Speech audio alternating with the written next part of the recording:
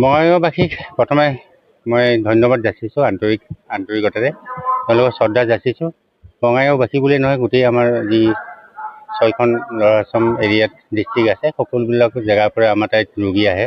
সকলোবিলাক ৰাইজে আমাক আদৰি লৈছে।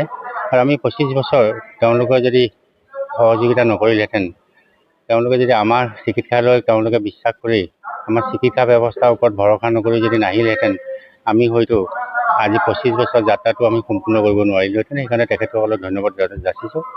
আৰু মই তেখেতসকলক এটা বাৰ্তা দিব বিচাৰিছোঁ যে আমাৰ লক্ষ্যটো বহুত ওখ, যেনেকৈ এটা আমি ডাঙৰ পাহাৰৰ শিখৰলৈ যাব বিচাৰিছোঁ। এই 25 বছৰ যাত্ৰাটো আচলতে আমাৰ এটা বহুত সৰু পাহাৰহে। আমি আজি এটা পাহাৰ অতিক্ৰম কৰি ইয়াত বহিছোঁ। ইয়াৰ পৰা আমি আকৌ নতুন যাত্ৰা আৰম্ভ কৰিম, যাতে আৰু আমি মডাৰ্ণ যি চিকিৎসা আছে আমাৰ মেডিকেলত, এতিয়া আমি ভাবিছোঁ যে বঙাইগাঁৱতে মানুহে যাতে লিভাৰ ট্ৰান্সপ্লেণ্ট কৰিব পাৰে, কিডনী ট্ৰান্সপ্লেণ্ট কৰিব পাৰে, বন মাৰো ট্ৰান্সপ্লেণ্ট কৰিব পাৰে। সেইটোৱে হ'ল আমাৰ এটা ডাঙৰ সপোন।